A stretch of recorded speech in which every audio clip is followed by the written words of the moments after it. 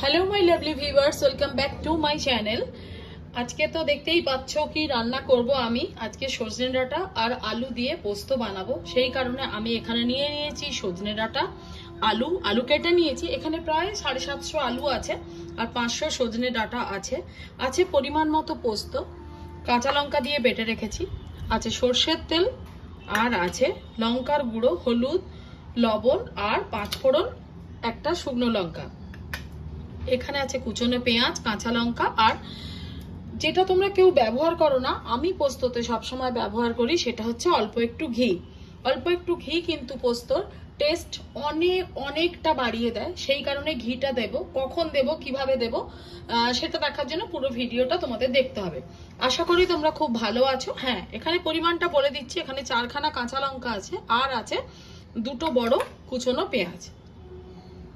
পরিমাণ মতো সব মশলাগুলো নিয়েছি। হয়তো সরষের তেল আরেকটু লাগবে, সেটা কড়াতে দিলেই আমি বুঝতে পারবো কতটা লাগবে। এবার দেখো, মশলা তোমরা যেমন খাও তেমনই দেবে, যেমন বাড়িতে অভ্যস্ত মশলা খাওয়াতে ঠিক সেভাবেই রান্নাটা করবে। আর কখনো আমি ঝাল বেশি খাই, কখনো আমি ঝাল কম খাই, যখন প্রয়োজন বুঝি যেটা সেটাই করি। আর আশা করি তোমরা খুব ভালো আছো, আমিও ভালো আছি। তো চলো এখন গ্যাসের টেবিলে চলে যাই, রান্নাটা শুরু করে দিই, অনেক দেরি হয়ে গেল। আর পুরো রান্নাটা দেখো, কখন আমি ঘিটা ব্যবহার করব সেটা কিন্তু দেখো, এবং এইভাবে পোস্ত রান্না করবে। রান্না করে আমাকে কমেন্ট করবে কেমন হয়েছে। আর তাছাড়া তোমরা যেমন ভাবে পোস্ত রান্না করো সেটাও আমাকে কমেন্ট করে অবশ্যই জানাবে। দেখতেই পাচ্ছ কড়া একেবারে গরম হয়ে গেছে। আমি পরিমাণ মতো সরষের তেল এটার মধ্যে দিয়ে দিচ্ছি। আমি বলেছিলাম আরো সরষের তেল লাগবে, তো হ্যাঁ, সেটা আমি দেব।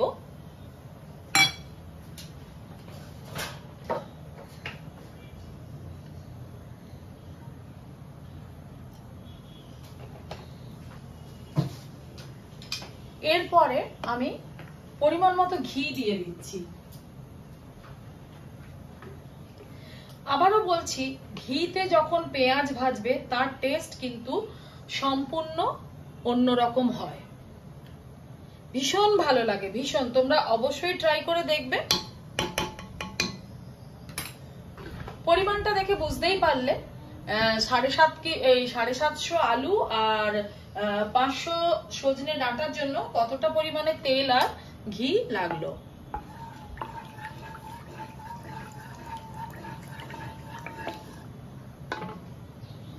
সম্পূর্ণ রান্নাটা কিন্তু মন দিয়ে দেখবে, বেশ ভালো লাগবে। একটু তো অন্যরকম খেতে হবেই। দিলাম অল্প একটু চিনি। সুইটেক্স দিলেও পারতাম, কিন্তু আমি দিয়ে দিলাম চিনি।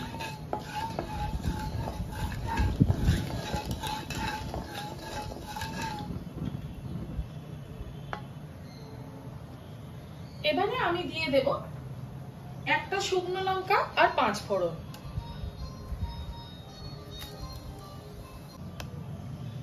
এবার আমি 5 ফোড়নটা দিয়ে দিচ্ছি।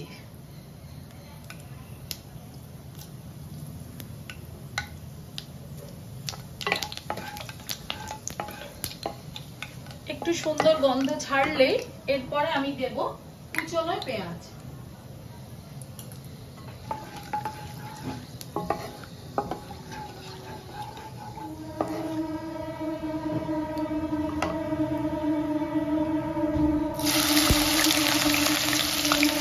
ট্রেনের প্রচন্ড আওয়াজ হচ্ছে, তো তোমরা সেটা ইগনোর করবে। আমার বাড়ির পাশেই একেবারে রেল লাইন, অনেকবার তোমাদের বলেছি।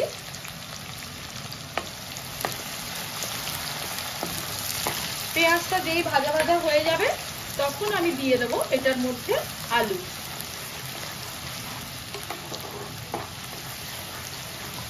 তোমরা ঠিক এইভাবেই কিন্তু রান্নাটা করার চেষ্টা করবে, পোস্তটা বানানোর চেষ্টা করবে।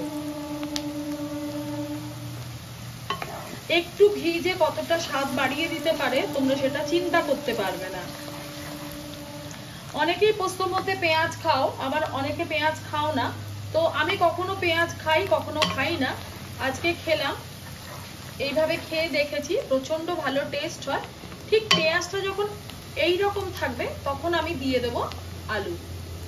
খুব বেশি কিন্তু ভাজা হবে না, কারণ পেঁয়াজ পুড়ে যাবে।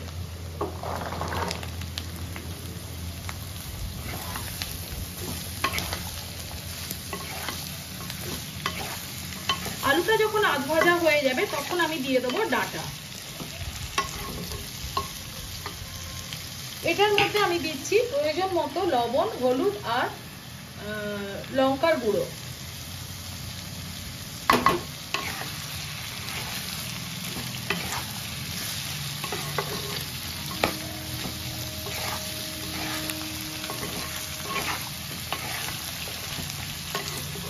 এটাকে এখন আমি একটু ভালো করে ভাজবো। দেখে বুঝতেই পেরেছো আলুটা কি সুন্দর ভাজা হচ্ছে। ঠিক এই অবস্থাতে আমি দিয়ে দেবো সজনে ডাঁটা।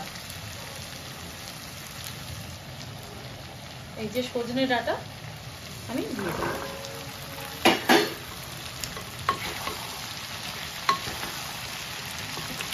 এবার যদি লবণ লাগে আমি দেব, আশা করি ঝাল আর লাগবে না, লবণটা একটু লাগবে তখন আমি দিয়ে দেবো। এবার এটাকে 2-3 মিনিট আমি ভাজা ভাজা করব।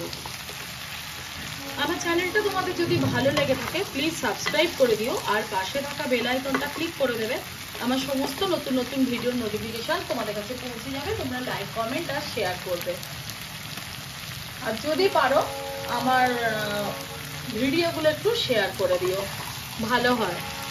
এটাকে এখন আমি 2-3 মিনিট ধরে একটু ভালো করে ভেজে নেব।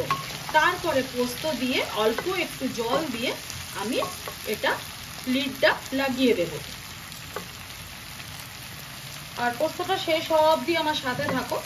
কাঁচা লঙ্কাটা একটু পরে দেব। দেখে বুঝতেই পেরেছো ভাজাটা বেশ সুন্দর হয়ে গেছে। তো এই মুহূর্তে আমি বেটে রাখা পোস্তটা এর মধ্যে দিয়ে দিচ্ছি।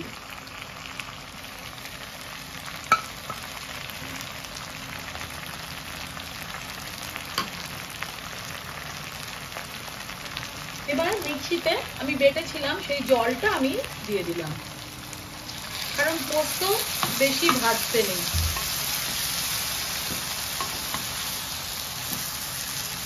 এরপরে আমি কিন্তু লিডটা দিয়ে দেব। তো পরিবেশন করা অবধি আমার সাথে থাকো। আর প্রথমেই তোমাদের বলেছি যদি একটু এটার মধ্যে লবণ লাগে তো আমি লবণ দেব, কিন্তু আমি লঙ্কা আর দেব না। আবারও বলছি আমার চ্যানেলটা অবশ্যই সাবস্ক্রাইব করে দিও আর পাশে থাকা বেল আইকনটা বাজিয়ে দেবে। আমার সমস্ত ভিডিওর নোটিফিকেশন তোমরা পেয়ে যাবে। আমি দিয়ে দিলাম। এরপর আমি লিড দিয়ে দেব।